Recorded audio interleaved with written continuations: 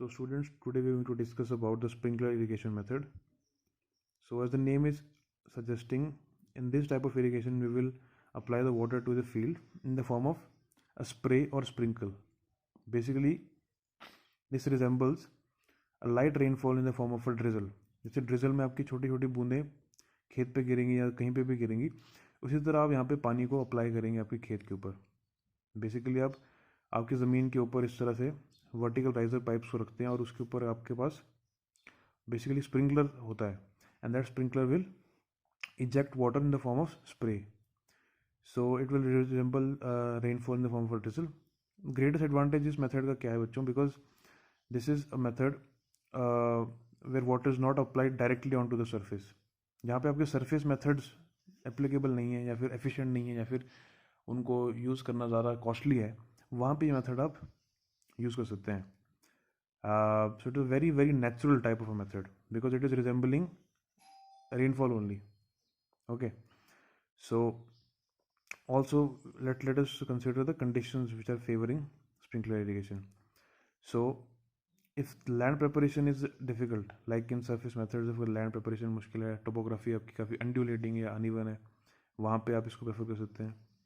यहाँ पे आपकी टोपोग्राफी इरेगुलर है, ठीक है, स्लोप एक्सेसिव है, या फिर आपके पास सॉइल क्या है, इरोसिव है.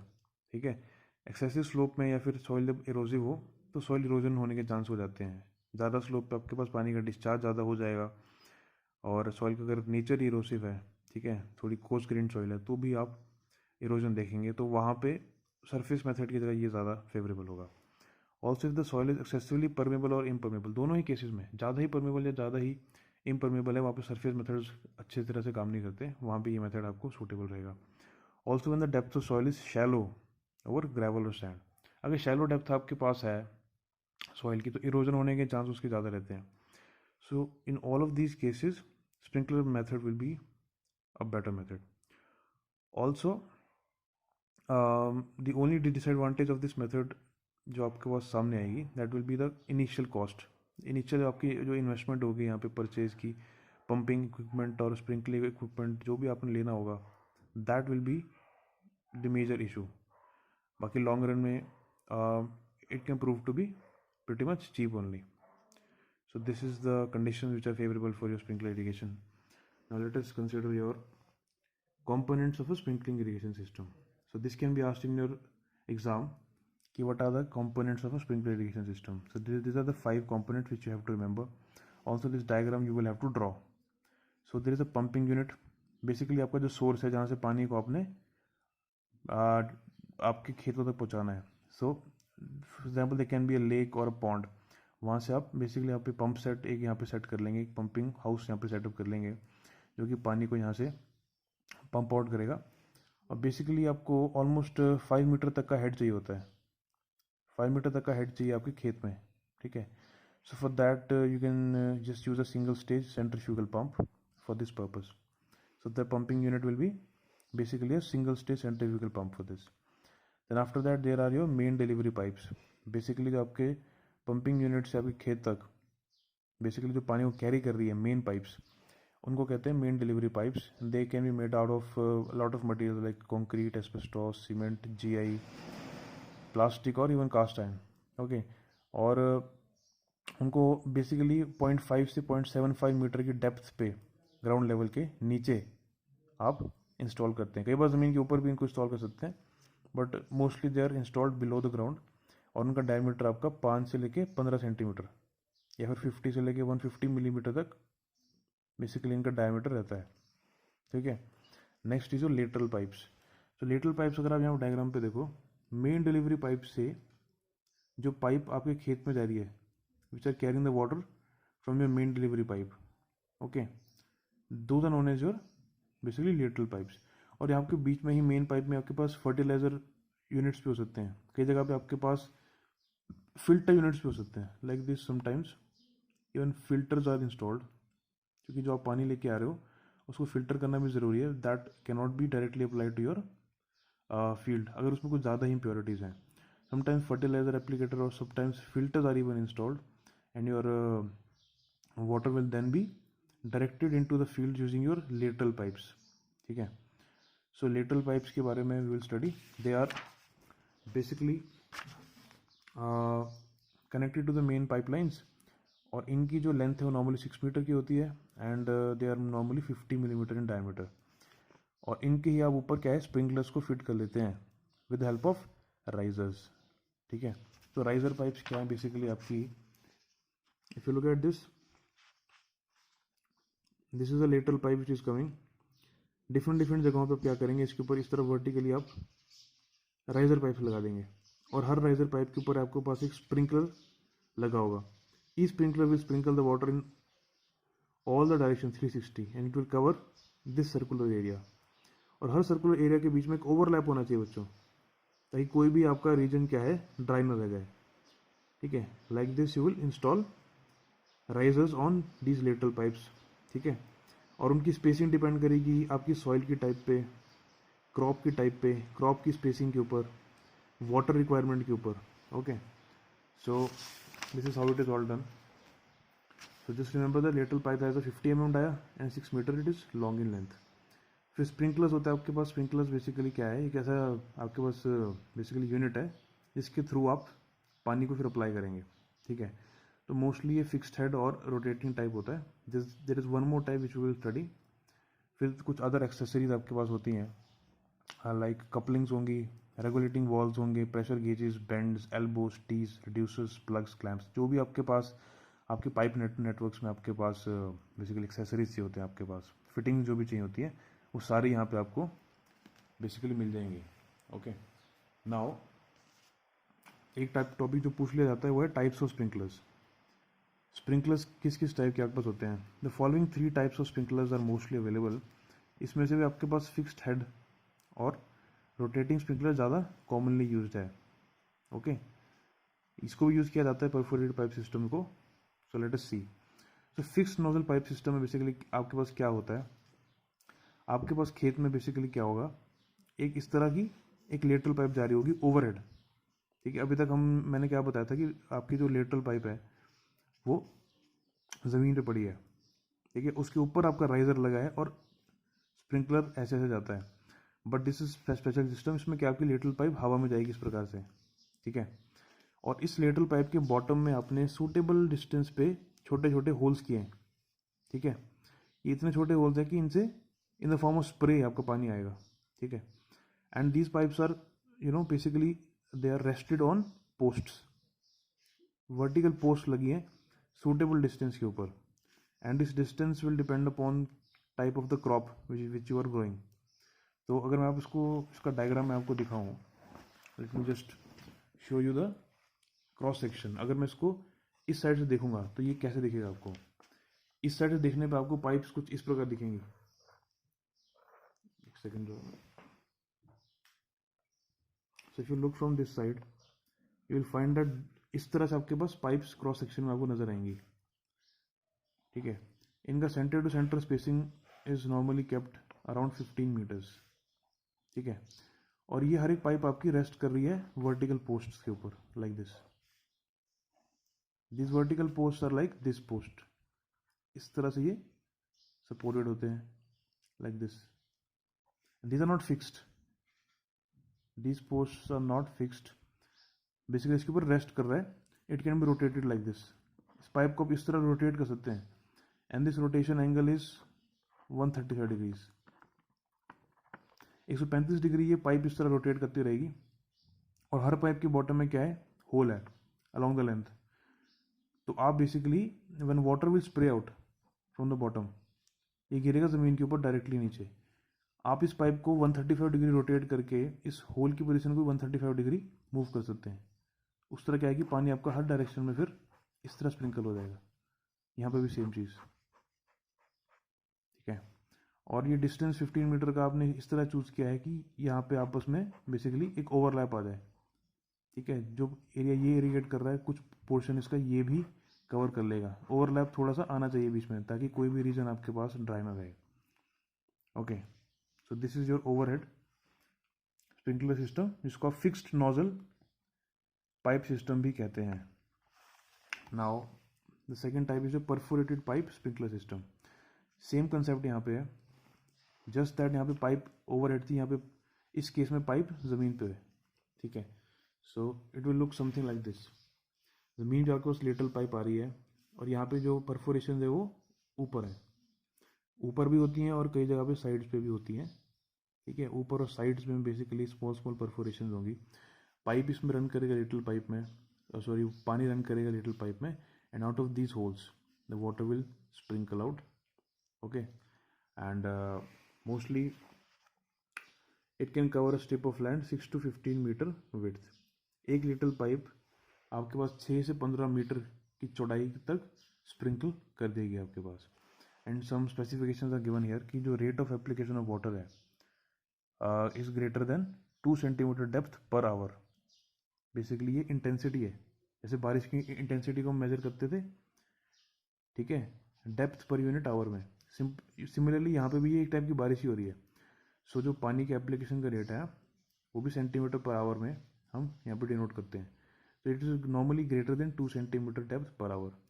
एंड ऑल्सो ऑपरेटिंग प्रेशर, जिस प्रेशर से पानी यहाँ पे अंदर आ रहा है आपकी इस पाइप में, it is normally in between 50 to 250 kilo Newton पर मीटर स्क्वायर या फिर किलो पास्कल्स, ठीक है। सो नॉर्मली इसको आपके ऑर्चर्ड्स वगैरह के लिए फिर नर्सरीज के लिए प्रेफर किया जाता है। And the most commonly use method is your rotating sprinkler method, ठीक है। ये नॉर्मली आपके गार्डन्स में और जहाँ पे बेसिकली आपके पास ग्रासेस हैं वहाँ पे इसको प्रेफर किया जाता है। तो बेसिकली इस टाइप का आपके पास एक स्प्रिंकलर यूनिट होता है, ठीक है। इसमें नीचे बेरिंग है, ठीक है, और समथिंग प्लास्टिक और रबर की सील्स होती है। This bottom portion will get attach to your riser pipe आएगी लिटल में से और इसमें अटैच हो जाएगा, ठीक है। और आपके पास इस तरह के रोटेटिंग वेन्स होते हैं, ठीक है। सेंटर के बॉडी पिवट करता है, इस तरह रोटेट करता है ये। आपके पास यहाँ पे सिंगल या फिर डबल नोजल हो सकती है। और इस नोजल की स्पेशलिटी क्या है कि ये नोजल बिल्कुल सेंटर में अटैच नहीं होती है। अगर इसका जो सेंट्रल एक्सिस होगा ना, उस सेंट्रल एक्सिस से थोड़ी सी डिविएटेड होती है। अगर मैं इसका आपको टॉप सेक्शन दिखाऊंगा, अगर इसका ये इस तरह से क्रॉस सेक्शन है टॉप से, ठीक है, और ये सेंट्रल एक्सिस इसकी है, जो नोजल आपकी है बिल्कुल सेंटर से इस तरह आउटवर्ड नहीं है। It is located something like this. यहाँ पे नोजल इस प्रकार लोकेटेड है, सिंगल नोजल इस प्रकार होगी, डबल नोजल उसके ऑपोजिट में इस तरह होगी। तो इससे होता क्या है कि when the water will come out, ठीक है, लेटरल के थ्रू पानी नीचे से आएगा, रेजर के थ्रू राइज करेगा, और जैसे ही स्प्रिंकलर से बाहर आएगा नोजल से इस तरह बाहर जैसे ये आएगा, because of this push outwards अंदर को रिएक्शन मिलेगा ऑपोजिट डायरेक्शन में, ठीक है। दिस रिएक्शन अगर यहाँ से भी पानी आ रहा है तो रिएक्शन इस तरफ मिलेगा। Now it is deviated from the centre से डिविएटेड है, तो यहाँ पे क्या क्रिएट हो रहा है, एक बेसिकली एक डिस्टेंस आ गया है आपके सेंटर से, which is leading to a moment. अगर बिल्कुल सेंटर पे अप्लाई होता है ये तो रोटेशन नहीं हो पाती। इस डिस्टेंस के कारण यहाँ पे if this is force F, this distance is D, F into D, एक मोमेंट क्रिएट हो जाएगा और ये रोटेट करना शुरू हो जाएगा, ठीक है। और अगर दो नोजल्स हैं तो एक कपल क्रिएट हो जाएगा। कपल क्या होता है, दो पैरेलल फोर्सेस जो एक दूसरे से किसी डिस्टेंस पे हैं। तो डी प्लस, इसको मैं अगर एक्स बोल दूँ, डी प्लस एक्स का कपल क्रिएट हो जाता है और इसी कारण ही रोटेट करना शुरू कर जाता है होल सिस्टम, ठीक है। So this is a sprinkler system. इससे क्या होगा कि आपका ये स्प्रिंकलर रोटेट करेगा और चारों दिशाओं में 360 डिग्रीज में बेसिकली आपके पास पानी क्या है, अप्लाई हो जाएगा, ओके। सो यहाँ पे आपके स्पेसिफिकेशन आपने क्या याद रखनी है कि राइजर पाइप जो यूज़ कर रहे हैं आप इसके नीचे, उसकी जो हाइट है नॉर्मली 0.3 मीटर या फिर 0.15 मीटर तक होती है, ठीक है। और डायमीटर आपका अगर 0.3 मीटर की पाइप यूज़ कर रहे हो तो 25 mm तो होता है, अगर 0.15 की है तो 20 mm होता है, ठीक है। So this is the specification. और हर टाइप के स्प्रिंकलर सिस्टम में आपने एक ओवरलैप इंश्योर करना है, ठीक है। मीन्स अगर एक राइजर यहाँ पे लगा है, अगला राइजर के डिस्टेंस जो है, ठीक है, वो ऐसे सूटेबल डिस्टेंस पे हो कि आपके पास जो स्प्रिंकलर का पानी आ रहा है खेत में और वहाँ से भी जो आ रहा है वो ओवरलैप कर जाए बीच में। ऐसा ना हो कि कोई पैच बीच में ड्राई रह जाए, okay. So this was your sprinkler system and there are some formula also. इसके बेस पे न्यूमेरिकल तो नहीं आते हैं, but you should also know this formula for your discharge. Q is the discharge required for each sprinkler in litre per second. हर एक sprinkler में कितना डिस्चार्ज रिक्वायर्ड है, ठीक है, इसके लिए फॉर्मूला आपके पास है, which depends upon the spacing of your sprinklers. Sprinkler आपके लेटरल पाइप में हर जगह पे स्प्रिंकलर लगा है, उन दोनों के बीच की स्पेसिंग, और एसएम क्या spacing of laterals along the mains. ठीक है, डायग्राम में अगर आपको दिखाऊं मैं, this is your main pipe, main pipe से निकले हैं लेटरल्स, और लेटरल में हर जगह पे क्या लगा है, राइजर, डिफरेंट जगह पे, यहाँ पे राइजर लगा है इस प्रकार से ऊपर को। ठीक है, तो राइजर के बीच की spacing, this spacing is your S L, और दो लेटरल्स के बीच की spacing, this spacing is your S M. ठीक है, both of this spacing as in metres, ये भी मीटर में, ये भी मीटर में। And then there is I, I is optimum water application rate in millimetre per hour. ठीक है, ये आप डिसाइड कर लेंगे कि कितना आप एक्चुअल में पानी यहाँ पे अप्लाई करना चाहते हैं पर यूनिट आवर। ठीक है, ऑप्टिमम का क्या मतलब है, आपकी क्रॉप के हिसाब से, आपकी सॉइल के हिसाब से। ठीक है, जो जितना वाटर रिक्वायरमेंट है वो आप कैलकुलेट करते हैं, कितना आपने पानी पर यूनिट आवर देना है। Always for this values will enter in this formula and you will get your ideal discharge. उतना ही डिस्चार्ज फिर आप उस पाइप में अप्लाई करेंगे। ठीक है, so this is a formula that you should remember. Then this also question, ये question भी आपसे कई बार पूछ लिया जाता है कि what are the advantages and disadvantages of your sprinkler system. तो मेन एडवांटेजेस क्या है कि uniform application of water is possible, हर जगह पे बराबर रूप से, जस्ट लाइक रेनफॉल, एक यूनिफॉर्म एप्लीकेशन आपका पानी का हो जाएगा। इरोजन कंट्रोल हो जाएगी, सबसे बड़ा एडवांटेज इसका इरोजन कंट्रोल का है, क्योंकि पानी यहाँ पे सरफेस इरिगेशन मेथड द्वारा बह नहीं रहा है, इट्स नॉट फ्लोइंग, फ्लो नहीं करेगा तो डेफिनेटली इरोजन आपकी प्रिवेंट हो जाएगी। And also land preparation is not required. ठीक है, labour cost is reduce, specially आप जो लैंड प्रिपेयर करते थे सरफेस मेथड्स में, स्लोप को ठीक करते थे, ठीक है, लैंड को इवन करते थे, उसकी रिक्वायरमेंट यहाँ पे नहीं है। ठीक है, और more land is available for cropping as borders and ditches are not required. ठीक है, surface run off is eliminated. देखो आप जो लैंड आप वेस्ट करते थे बॉर्डर्स या फिर डिचेस बनाने में सरफेस इरिगेशन मेथड में, यहाँ पे वो काम करने की रिक्वायरमेंट नहीं है, और सरफेस रन ऑफ यहाँ पे ऑलमोस्ट एलिमिनेट हो जाएगा, क्योंकि पानी आपका जैसे स्प्रिंकल होगा ऑटोमेटिकली जल्दी से एब्जॉर्ब हो जाएगा, फालतू पानी आप यहाँ पे अप्लाई नहीं करेंगे। ठीक है, और small streams of irrigation water can be efficiently use. ठीक है, जहाँ पे पानी की लिमिटेशन है, कम पानी है स्मॉल स्ट्रीम से, उसको एफिशिएंटली यहाँ पे यूज़ कर सकते हैं, वेस्टेज नहीं होती है। और fertilizers can be used economically. Crop damage from frost can be reduced. Spray of water melts the ice formed on the plants. ठीक है, जब आपको विंटर्स में फ्रॉस्ट आता है, फ्रॉस्ट मतलब आपके पास पानी जम जाएगा, तो वो जो पानी फ्रॉस्ट है उसको ये स्प्रे ऑफ वाटर मेल्ट कर देती है। ये काम आपको सरफेस इरिगेशन में नहीं हो सकता। Also in sprinkler irrigation better control in application of water received. ठीक है, बेटर कंट्रोल आपके पास यहाँ पे पानी के एप्लीकेशन में, एग्जैक्टली आप डिस्चार्ज मेजर करके एग्जैक्ट अमाउंट ऑफ वाटर यहाँ पे यूज़ कर सकते हो। Also this method is natural and helpful in sowing stage. ठीक है, नेचुरल जैसे बारिश गिरती है वैसा ही मेथड है, so it's going to be very very useful in the sowing stage also. Most suitable for small land holdings. ठीक है, जहाँ पे स्मॉल लैंड होल्डिंग्स है, यहाँ पे आपको ज़्यादा पाइप का नेटवर्क नहीं बनाना पड़ रहा है।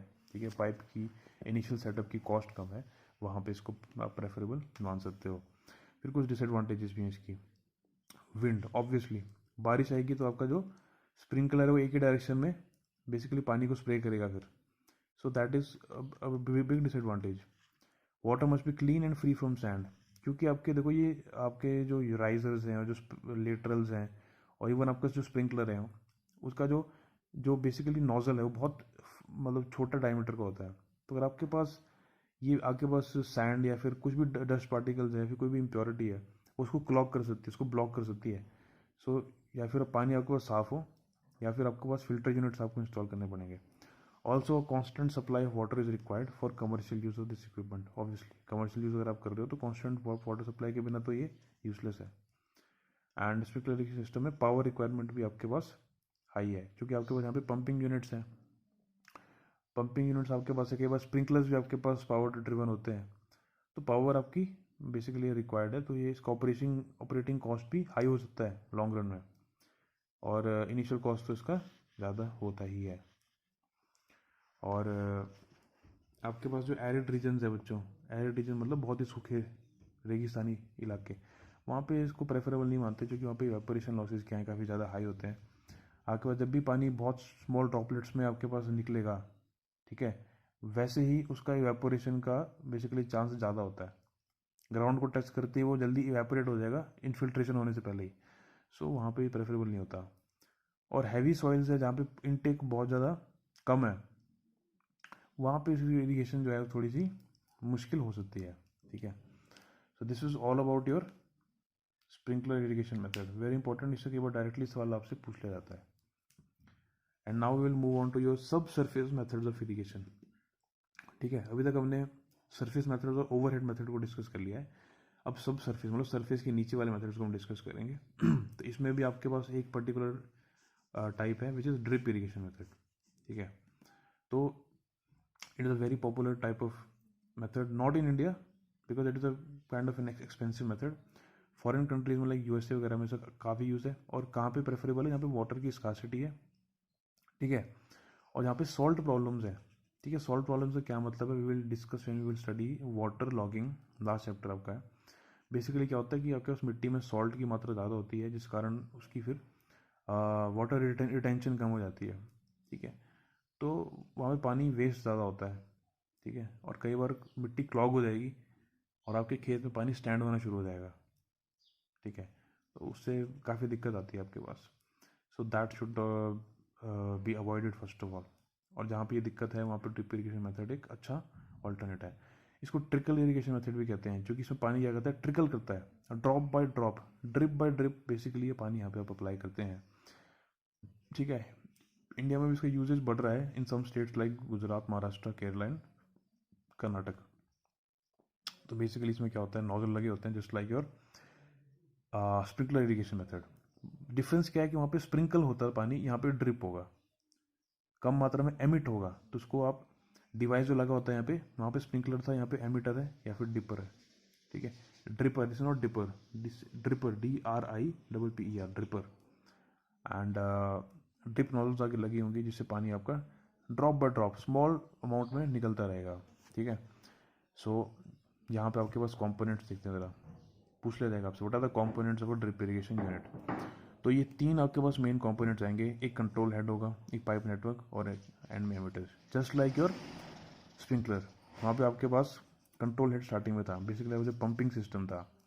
तो कंट्रोल हेड में बेसिकली आपके पास क्या क्या आता है यहाँ पे, एक ओवरहेड टैंक होगा जो पानी को स्टोर करेगा, एक फ्लो कंट्रोल का वाल्व होगा, एक वाटर मेजरिंग डिवाइस होगा जो एग्जैक्टली कितना पानी जाना है उसको देखेगा, एक प्रेशर कंट्रोल डिवाइस होगा, फिल्टर्स होंगे और पंपिंग यूनिट्स होंगे, ठीक है। तो ये जनरली लोकेटेड होगा आपका जहाँ पे पानी का सोर्स है, क्या आपका वाटर टैंक। और आपको प्रेशर हेड 5 से 7 मीटर का मेंटेन करना होता है। तो आपका पानी के टैंक को आप ओवरहेड बनाएंगे, इतना ओवरहेड बनाएंगे कि 5 से 7 मीटर का आपको फिर ओवर बेसिकली आपको प्रेशर हेड मिल जाए। It is something like your pump and gravity type of water delivery system. पानी से आप पानी को पहले पंप करेंगे टैंक में, उसके बाद ओवरहेड टैंक में जब पानी भर जाएगा उसके बाद 5 से 7 मीटर का आपको प्रेशर हेड मिलेगा, उसके बाद जस्ट आप ग्रेविटी के थ्रू उसको खेतों तक पहुंचा देंगे। Normally the size of your tank is 3x3x3, okay. और फिर आपके पास कुछ फिल्टर्स भी यहाँ पे होंगे जो आपके डेबरी और सैंड को और जो क्ले पार्टिकल्स हैं उनको रिमूव कर देंगे, because your emitters and dippers are very very small in diameter. वहाँ पे क्ले के पार्टिकल्स भी आपको पास नहीं चाहिए आपको, क्योंकि वो क्लॉग हो जाएंगे, ब्लॉक हो जाएंगे। तो फिल्टर्स को यहाँ पे यूज़ करना बहुत ही ज़्यादा ज़रूरी है, ठीक है। और एक फर्टिलाइज़र और इंजेक्शन सिस्टम भी आप यहाँ पे, फर्टिलाइजर इंजेक्शन सिस्टम बेसिकली यहाँ पे फर्टिलाइजर को आप इंजेक्ट करेंगे, वो भी यहाँ पे आपके पास प्रोवाइडेड होगा, ठीक है। So all of this is your control head. फिर आपके पास कुछ पाइप नेटवर्क्स होंगे। पाइप नेटवर्क्स में अगेन देखो वही है, एक आपके पास मेन लाइन होगी, कुछ कई बार सब मेन भी हो सकता है, मेन से निकलने वाला सब मेन, फिर लेटरल्स हो सकती हैं, और एंड में जो आपकी लाइन जो आपकी बिल्कुल खेत में जाएगी वो कहते हैं ट्रिकल लाइन्स, ट्रिकल लाइन्स, ठीक है। सो इन ट्रिकल लाइन्स का डायमीटर 10 से 20 मिलीमीटर होता है। बाकी मेंस का डाया आपको पता है, जो इरिगेशन आपके स्प्रिंकलर इरिगेशन में था वही मेंस का डाया है। इसका लगभग आपका 50 से 1.50 mm होता है। सब मेंस और लेटरल्स आपकी नॉर्मली 50 mm के आसपास होती हैं, and trickle lines will be 10 to 20 mm in dia, ठीक है, और generally made out of PVC, ठीक है। और बेसिकली इनको आप प्रोवाइड करते हैं कहाँ पे, these lines are provided from lateral pipes to carry water to the roots और बेस ऑफ द क्रॉप। देखो ये सारा का सारा जो नेटवर्क है ये आपका सब सरफेस होगा, और आपकी ट्रिकल लाइन क्या है, इवेंचुअली आपके जहाँ पे आपका पौधा उग रहा है बिल्कुल उसके रूट तक जाएगी। इस प्रकार से ट्रिकल लाइन 10 से 20 राउंड आएगी, और इसमें एंड में एक छोटा सा नोजल या फिर छोटा सा एक एमिटर होगा जो पानी को फिर ड्रॉप बाय ड्रॉप एमिट करता रहेगा बिल्कुल इसके रूट पे। कहीं भी यहाँ पे वेस्टेज नहीं हो रही है, ना ही इवेपोरेशन लॉस है, ना ही स्प्रिंकल के कारण कहीं भी कोई लॉस नहीं हो रहा। डायरेक्टली पानी कहाँ जा रहा है, रूट में। It is the most efficient method of irrigation. यहाँ पे ऑलमोस्ट 95% तक आपको एफिशिएंसी मिल जाती है, वाटर एप्लीकेशन एफिशिएंसी। ठीक है, so best control of water भी है, बेस्ट यूजेज ऑफ वाटर है, वेस्टेज इज ऑल्सो यहाँ पे completely avoided. But this is again just like sprinkler method, यहाँ पे इनिशियल आपका जो इन्वेस्टमेंट है it will be definitely more. यही इसका एक डिसएडवांटेज है जिस कारण इतना पॉपुलर नहीं है इंडिया में। So let's move on. फिर फाइनली आपका जो यूनिट आता है वो है एमिटर्स। सो ये प्रोवाइड किए जाते हैं आपके ट्रिकल लाइन में एक सूटेबल स्पेसिंग पे, जो कि डिपेंड करेगा क्रॉप की टाइप पे और सॉइल कंडीशन पे। ठीक है, सॉइल अगर ज़्यादा आपके पास, बेसिकली मैंने आपको बताया था, अगर ज़्यादा परमेबल है, ठीक है, तो परमेबल में आपकी स्पेसिंग आपने कम करनी है। ज़्यादा इम्परमेबल तो स्पेसिंग को बढ़ा देंगे।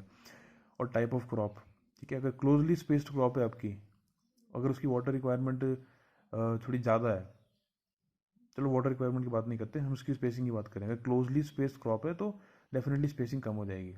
ठीक है, वाटर रिक्वायरमेंट के हिसाब से तो आप बेसिकली डिस्चार्ज बढ़ाएंगे यहाँ पे, और डिस्चार्ज आपका यहाँ पे काफ़ी लो होता है। It is around 1 to 10 litres पर आवर। ठीक है, 1 घंटे में 1 या 10 लीटर दे रहे हैं आप, इससे ज़्यादा रिक्वायरमेंट भी नहीं होती है एक्चुअल में। ठीक है, तो कम उस क्रॉप को देंगे जिसकी वाटर रिक्वायरमेंट कम है, जिस क्रॉप की रिक्वायरमेंट ज़्यादा है वहाँ पे थोड़ा ज़्यादा आप अमाउंट देंगे। So this is the diagram that you should remember, you have to draw this diagram in your exam. ठीक है, ये आपका वाटर कोर्स है। ठीक है, जहाँ से आपको इरिगेशन सिस्टम से पानी आ रहा है या फिर कोई भी नेचुरल पानी का सोर्स है, वहाँ से आपके पास सिंगल स्टेज सेंट्रीफ्यूगल पंप लगेगा। ठीक है, पंप करके आप ओवर हेड टैंक में भर देंगे 3x3x3 के। ठीक है, एंड इसमें जो आपके पास पानी का हेड मिलेगा किसी भी पॉइंट पे, ठीक है, it should be 5 to 7 metres. ठीक है, लिफ्ट प्लस ग्रेविटी टाइप का सिस्टम हो जाएगा। लिफ्ट किया आपने, इसके बाद ग्रेविटी के कारण अब पानी फ्लो करेगा। ठीक है, ये आपकी पाइप है। ठीक है, डायरेक्टली जो आपकी नीचे जा रही है, this pipe is your main pipe. Main line ही लिखा है, मेन लाइन है बेसिकली। ठीक है, ये है सेक्शन, एलिवेशन सेक्शन है, and this is your basically your plan. ठीक है, इस चीज़ को यहाँ पे देखो, वाटर को से पानी आ रहा है, पंप हो रहा है और टैंक में भर रहा है। उसके बाद ये मेन लाइन निकल रही है, ये वाली main line. This main line will go into your fertilizer tank and filter unit. Fertilizer inject होगा, पानी फिल्टर हो जाएगा, मेन लाइन आपकी रन करेगी खेत में, और उसमें से कई बार सब मेन निकल सकती है, सब मेन में से फिर लेटरल निकल सकती है। यहाँ पे डायरेक्टली इन्होंने क्या दिखाया है कि एक डायरेक्टली लेटरल निकल गई है। प्रेशर रेगुलेटर यहाँ पे लगा होगा जो पानी के प्रेशर को कंट्रोल करेगा। ठीक है, ये वाला सेक्शन यहाँ पे दिखाया ऊपर। तो लिटिल पाइप्स में से फिर आपकी क्या निकलेंगी, आपकी ट्रिकल लाइंस निकलेंगी, और ट्रिकल लाइंस में आपके पास हर जगह जो सर्कुलर सेंटर ये दिखा रखा है डार्क से, this is your emitter. Emitter लगा है जो पानी को ड्रॉप बाय ड्रॉप एमिट करेगा आपके क्रॉप्स की रूट्स में। And all of this system is located underground, as you can see. Underground भी आपके आधे से 1 मीटर पे। ठीक है, so this is your drip irrigation method, the most efficient method. इसके एडवांटेजेस देखो, वाटर रिक्वायरमेंट इज लेस, 40 से 70% पानी आपका सेव हो जाता है as compare to conventional methods. Conventional method मतलब आपके सरफेस मेथड्स। इवेपोरेशन लॉसेज तो यहाँ पे क्वाइट लो है ही नहीं, पानी कहीं पे भी एक्सपोज नहीं है बच्चों, all of the water is going underground only. And deep percolation losses are entirely eliminated. ठीक है, डीप पर्कुलेशन के लॉसेज यहाँ पे होंगे नहीं, because water is applied directly to the root. ठीक है, और वो भी बिल्कुल ड्रिप बाय ड्रिप। तो ड्रिप पर्कुलेशन वाले लॉसेज यहाँ पे बिल्कुल आपके एलिमिनेट हो गए हैं।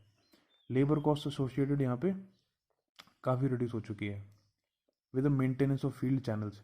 फील्ड चैनल यहाँ पे है ही नहीं, कोई डिश नहीं बना रखा आपने, कोई फरो नहीं बना रखा, तो उनकी मेंटेनेंस के लिए लेबर की यहाँ पे रिक्वायरमेंट ही नहीं है।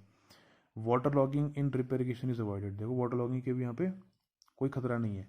वाटर लॉगिंग क्या है, जब एक्सेसिव इरिगेशन कर देते हो उससे आपका जो खेत है वो पानी से भर जाता है, तो आप यहाँ पे कितने कम रेट से पानी अप्लाई कर रहे हो, तो वाटर लॉगिंग की यहाँ पे संभावना ही नहीं है।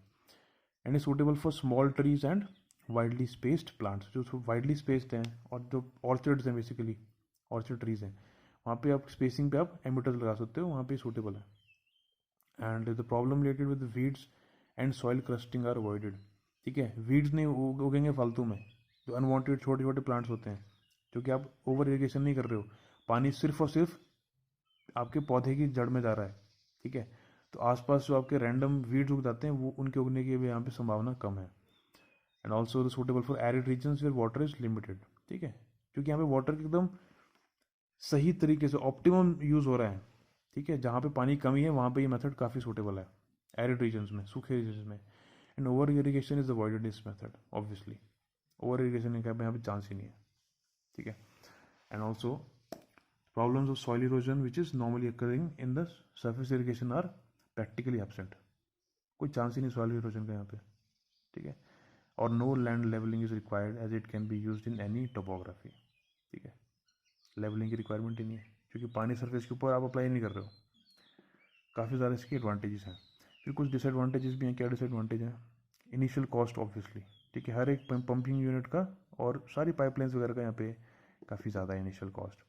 और जो नोजल्स हैं बहुत छोटे होते हैं डाया में, 0.5 से लेके 1 मिलीमीटर डाया के ये होते हैं, इसलिए उनका क्लॉग होना लाजमी है। ठीक है, क्ले या फिर सिल पार्टिकल उसमें फंस जाएंगे, जिससे आपका फ्लो रिड्यूस हो जाएगा, तो बार बार वो मेंटेनेंस मांगेगा आपसे। इसीलिए फिल्टर यूनिट यहाँ पे इस्टेब्लिश करना बहुत ज़रूरी है। फिल्टर यूनिट इस्टेब्लिश करने के बाद भी कई बार ये दिक्कतें आती है, क्योंकि क्ले और बेसिकली सिल्ट को यहाँ पे फिल्टर आउट करना मुश्किल होता है। एंड अगर आपने क्रॉप्स बीच में चेंज कर दी, तो आपको ट्रिकल लाइन्स को बार बार रिप्लेस करना पड़ सकता है। ठीक है, क्योंकि डिफरेंट क्रॉप्स की अलग अलग स्पेसिंग होती है, तो अलग अलग बेसिकली स्पेसिंग में आपको अप्लाई करनी पड़ते हैं। Also this method is not suitable for closely planted crops such as wheat. ठीक है, ऑब्वियसली जो क्लोजली प्लांटेड क्रॉप्स होंगी उनमें आपको उतने ही ज़्यादा क्लोज आपको एमिटर लगाने पड़ेंगे, उससे आपका कॉस्ट क्या है बहुत ज़्यादा बढ़ जाता है।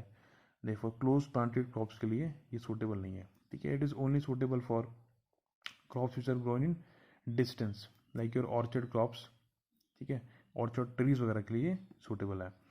और during high winds the plant में topple due to shallow root depth.